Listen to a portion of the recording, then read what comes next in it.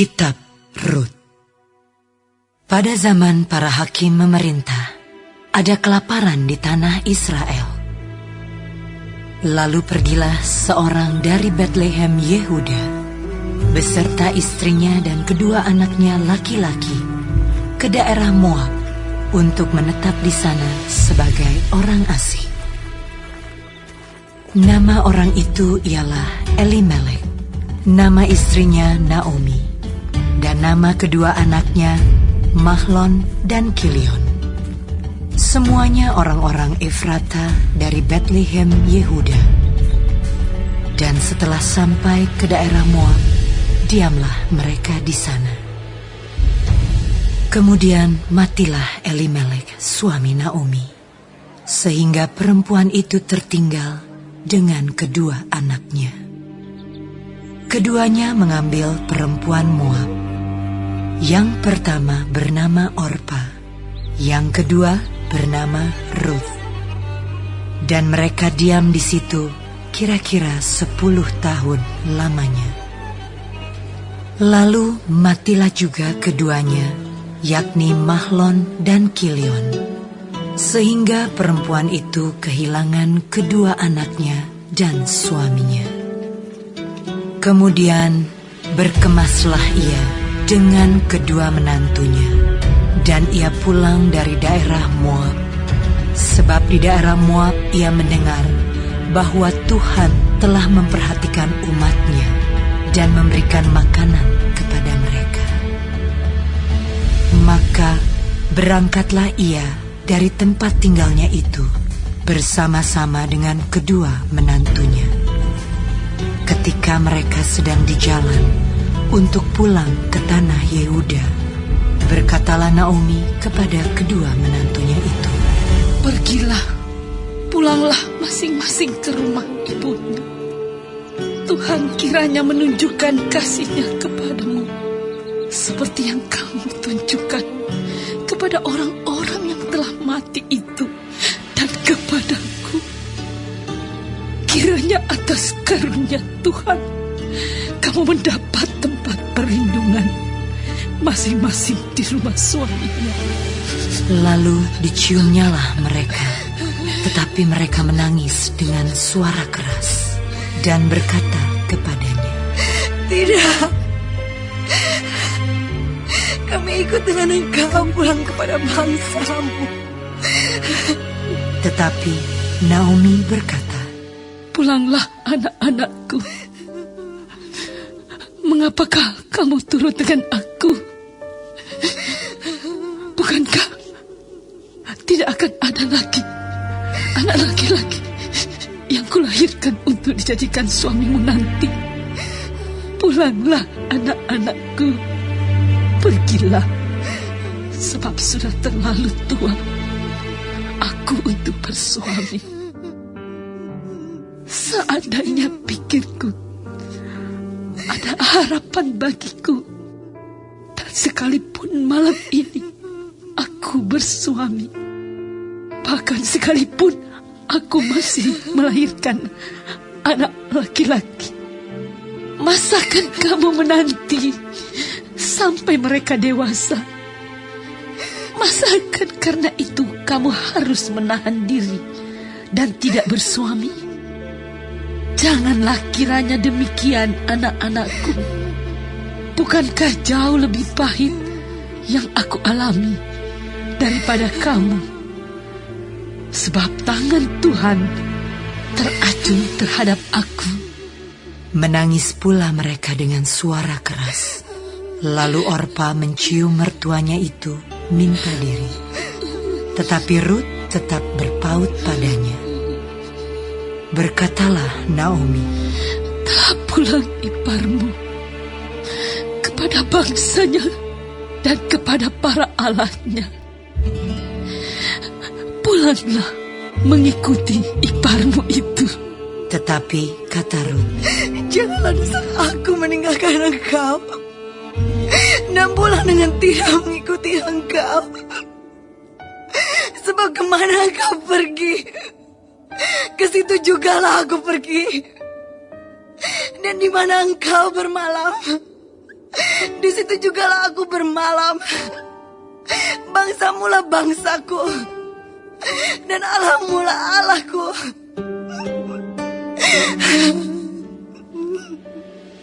Di mana engkau mati, aku pun mati di sana.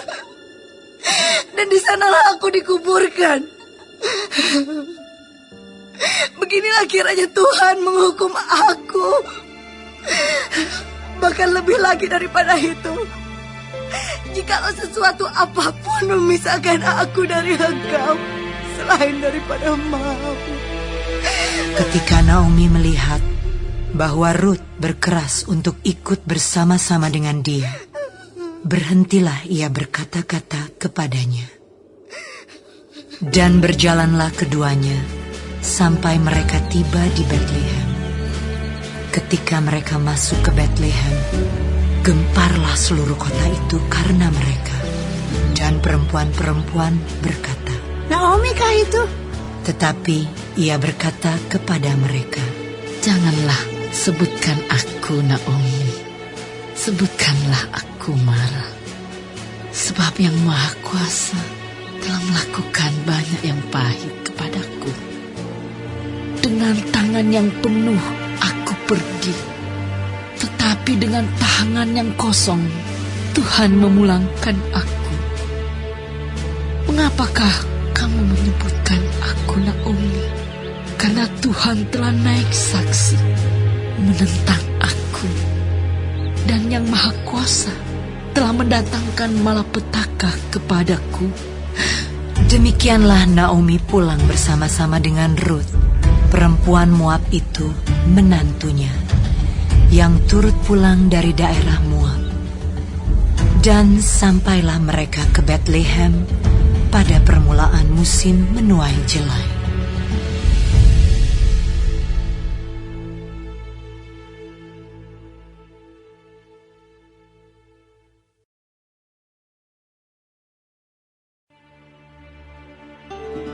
Naomi itu mempunyai seorang sanak dari pihak suaminya, seorang yang kaya raya dari kaum Elimelek, namanya Boas.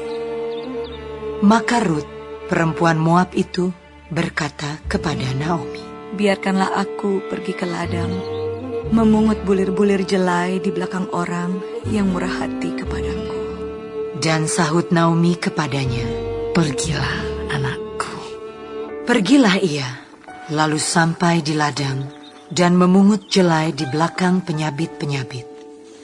Kebetulan ia berada di tanah milik Boas, yang berasal dari kaum Elimelek. Lalu datanglah Boas dari Betlehem. Ia berkata kepada penyabit-penyabit itu, Tuhan kiranya menyertai kamu. Jawab mereka kepadanya. Tuhan kiranya memberkati Tuhan.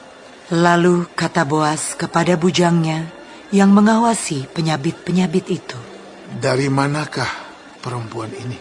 Bujang yang mengawasi penyabit-penyabit itu menjawab, Dia adalah seorang perempuan Moab. Dia pulang bersama-sama dengan Naomi dari daerah Moab. Tadi ia berkata, Izinkanlah kiranya aku memungut dan mengumpulkan jelai dari antara berkas-berkas jelai ini di belakang penyabit-penyabit. Begitulah ia datang dan terus sibuk dari pagi sampai sekarang. Dan seketika pun ia tidak berhenti. Sesudah itu berkatalah Boas kepada Ruth, Dengarlah dahulu anakku, tidak usah engkau pergi memungut jelai ke ladang lain, dan tidak usah juga engkau pergi dari sini. Tetapi tetaplah dekat pengerja-pengerjaku perempuan. Lihat saja ke ladang yang sedang disabit orang itu. Ikutilah perempuan-perempuan itu dari belakang, sebab aku telah memesankan kepada pengerja-pengerja lelaki, jangan mengganggu engkau. Jika engkau haus, pergilah ke tempayan-tempayan dan minumlah air yang dicedok oleh pengerja-pengerja itu. Lalu sujudlah Ruth menyembah dengan mukanya sampai ke tanah dan berkata kepadanya, Mengapakah aku mendapat belas kasihan daripadamu, sehingga Tuhan memperhatikan aku, padahal aku ini seorang asing?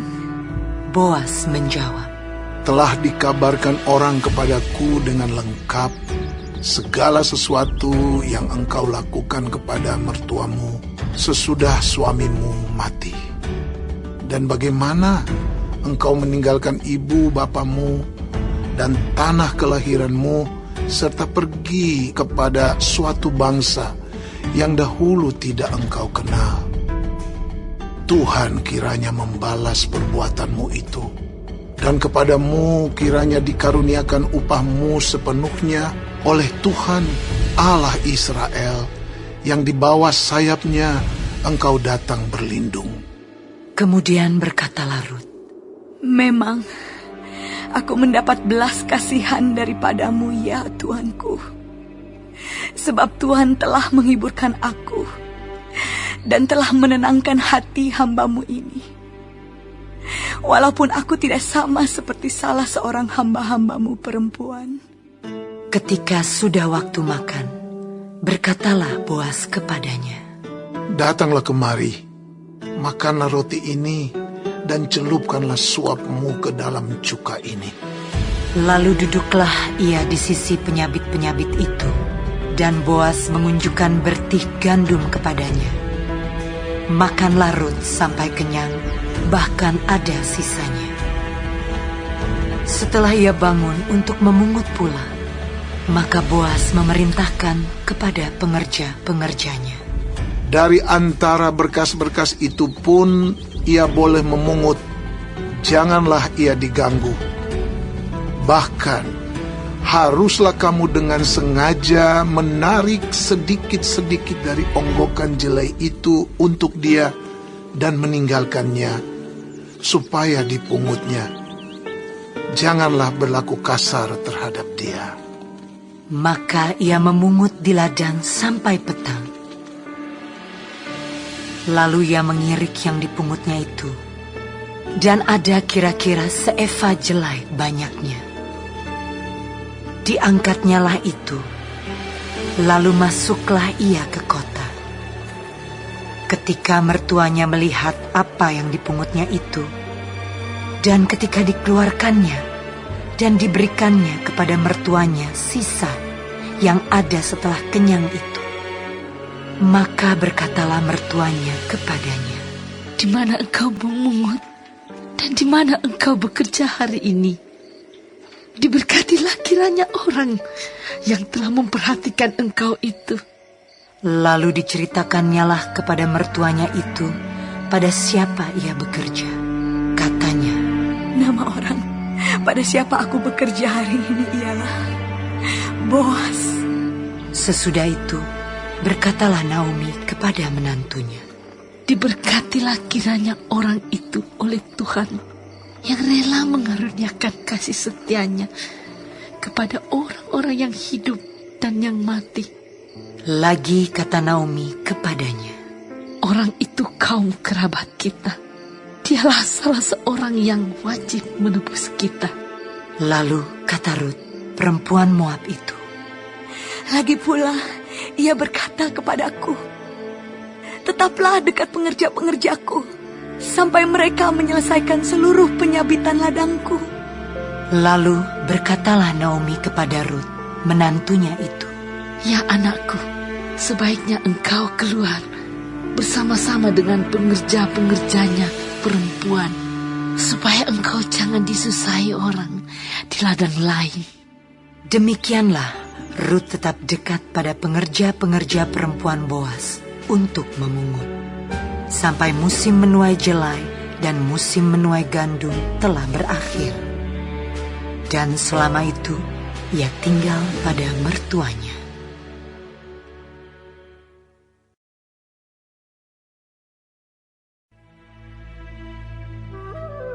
Lalu Naomi, mertuanya itu, berkata kepadanya, Anakku, apakah tidak ada baiknya jika aku mencari tempat perlindungan bagimu supaya engkau berbahagia? Maka sekarang, bukankah Boas yang pengerja-pengerjanya perempuan telah kau temani itu adalah sanak kita? Dia pada malam ini menampi jelai di tempat pengirikan. Maka mandilah dan beruraplah. Pakailah pakaian bagusmu dan pergilah ke tempat pengirikan itu. Tetapi janganlah engkau ketahuan kepada orang itu sebelum ia selesai makan dan minum. Jika ia membaringkan diri tidur, haruslah engkau perhatikan baik-baik tempat ia berbaring. Kemudian datanglah dekat, singkapkanlah selimut dari kakinya dan berbaringlah di sana. Maka ia akan memberitahukan kepadamu apa yang harus kau lakukan. Lalu kata Rut kepadanya, Segala yang kau katakan itu akan kulakukan. sesudah itu pergilah ia ke tempat pengirikan dan dilakukannya lah tepat seperti yang diperintahkan mertuanya kepadanya. Setelah Boas habis makan dan minum dan hatinya gembira, datanglah ia untuk membaringkan diri tidur pada ujung timbunan jelai itu. Kemudian datanglah perempuan itu dekat dengan diam-diam. Disingkapkannya lah selimut dari kaki Boas dan berbaringlah ia di situ. Pada waktu tengah malam, dengan terkejut terjagalah orang itu. Lalu meraba-raba ke sekelilingnya, dan ternyata ada seorang perempuan berbaring di sebelah kakinya. Bertanyalah ia, Siapakah engkau ini? Jawabnya, Aku Rut, hambamu. Kembangkanlah kiranya sayapmu melindungi hambamu ini. Sebab engkaulah seorang kaum yang wajib menebus kami. lalu katanya, Diberkatilah kiranya engkau oleh Tuhan, ya anakku. Sekarang engkau menunjukkan kasih-Mu lebih nyata lagi daripada yang pertama kali itu. Karena engkau tidak mengejar-ngejar orang-orang muda, baik yang miskin maupun yang kaya. Oleh sebab itu anakku, janganlah takut. Segala yang kau katakan itu akan kulakukan kepadamu. Sebab setiap orang dalam kota kami tahu bahwa engkau seorang perempuan baik-baik. Maka sekarang, memang aku seorang kaum yang wajib menebus. Tetapi, walaupun demikian, masih ada lagi seorang penebus yang lebih dekat daripadaku. Tinggallah di sini malam ini. Dan besok pagi, jika ia mau menebus engkau, baik, biarlah ia menebus. Tetapi jika ia tidak suka menebus engkau, maka akulah yang akan menebus engkau. Demi Tuhan yang hidup, berbaring sajalah tidur sampai pagi. Jadi berbaringlah ia tidur di sebelah kakinya sampai pagi. Lalu bangunlah ia, sebelum orang dapat kenal mengenal, sebab kata Boas, Janganlah diketahui orang bahwa seorang perempuan datang ke tempat pengirikan. lagi katanya, Berikanlah selendang yang engkau pakai itu, dan tadahkanlah itu. lalu ditadahkannya selendang itu. Kemudian ditakarnyalah 6 takar jelai ke dalam selendang itu. Sesudah itu pergilah Boas ke kota. Setelah perempuan itu sampai kepada mertuanya, berkatalah mertuanya itu, Bagaimana anakku? lalu diceritakannya semua yang dilakukan orang itu kepadanya, serta berkata, Yang 6 takar jelai ini diberikannya kepadaku.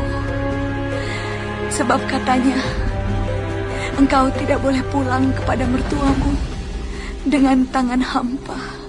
Lalu kata mertuanya itu, Duduk sajalah menanti anakku, sampai engkau mengetahui bagaimana kesudahan perkara itu.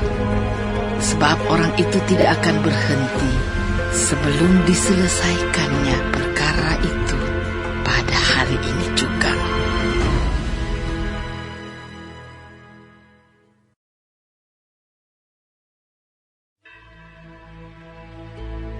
Boas telah pergi ke pintu gerbang dan duduk di sana. Kebetulan lewatlah penebus yang disebutkan Boas itu. Lalu berkatalah Boas, "Hai saudara, datanglah dahulu kemari. Duduklah di sini." Maka datanglah ia, lalu duduk. Kemudian dipilihnyalah 10 orang dari para tua-tua kota itu dan berkata, "Duduklah kamu di sini." Maka duduklah mereka. Lalu berkatalah ia kepada penebus itu, "Tanah milik kepunyaan saudara kita, Elimelek, hendak dijual oleh Naomi yang telah pulang dari daerah Moab. Jadi pikirku, baik juga hal itu kusampaikan kepadamu sebagai berikut. Belilah tanah itu di depan orang-orang yang duduk di sini dan di depan para tua-tua bangsa kita. Jika engkau mau menebusnya, tebuslah. Tetapi jika engkau tidak mau menebusnya, beritahukanlah kepadaku, supaya aku tahu, sebab tidak ada orang yang dapat menebusnya kecuali engkau, dan sesudah engkau, aku." Lalu berkatalah ia, Aku akan menebusnya. tetapi kata Boas, "Pada waktu engkau membeli tanah itu dari tangan Naomi, engkau memperoleh Rut juga, perempuan Moab, istri orang yang telah mati itu, untuk menegakkan nama orang itu di atas milik pusakanya." Lalu berkatalah penebus itu, Jika demikian, aku ini tidak dapat menebusnya, sebab aku akan merusakkan milik pusakaku sendiri. Aku mengharap engkau menebus apa yang seharusnya aku tebus, sebab aku tidak dapat menebusnya. Beginilah kebiasaan dahulu di Israel dalam hal menebus dan menukar.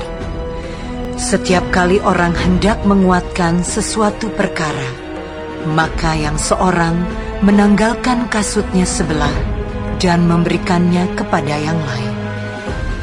Demikianlah caranya orang mensahkan perkara di Israel. Lalu penebus itu berkata kepada Boas, Engkau saja yang membelinya. dan ditanggalkannyalah kasutnya. Kemudian berkatalah Boas kepada para tua-tua dan kepada semua orang di situ, "Kamulah pada hari ini menjadi saksi bahwa segala milik Elimelek dan segala milik Kilion dan Mahlon aku beli dari tangan Naomi. Juga Rut, perempuan Moab itu, istri Mahlon, aku peroleh menjadi istriku untuk menegakkan nama orang yang telah mati itu di atas milik pusakanya. Demikianlah nama orang itu tidak akan lenyap dari antara saudara-saudaranya dan dari antara warga kota. Kamulah pada hari ini menjadi saksi."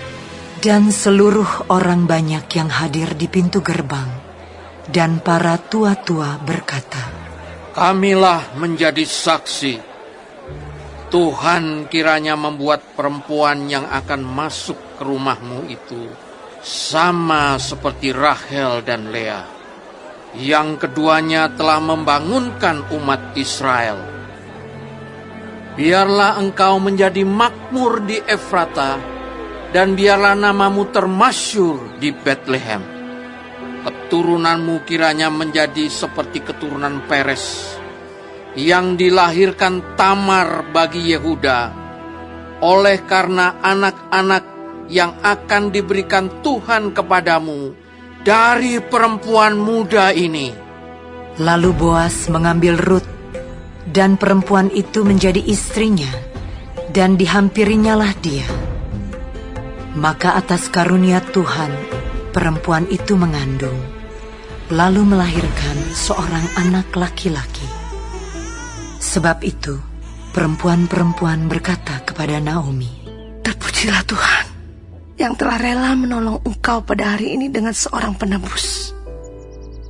Termasyurlah kiranya nama anak itu di Israel. Dan dialah yang akan menyegarkan jiwamu dan memelihara engkau pada waktu rambutmu telah putih. Sebab menantumu yang mengasihi engkau telah melahirkannya, perempuan yang lebih berharga bagimu dari 7 anak laki-laki.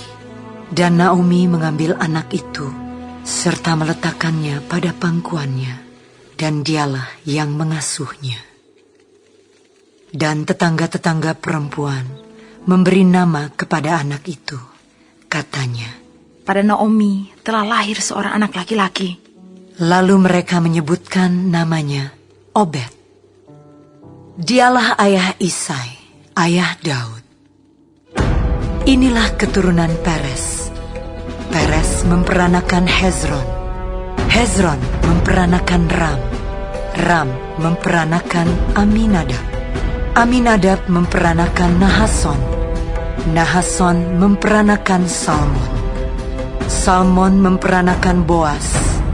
Boas memperanakan Obed. Obed memperanakan Isai. Dan Isai memperanakan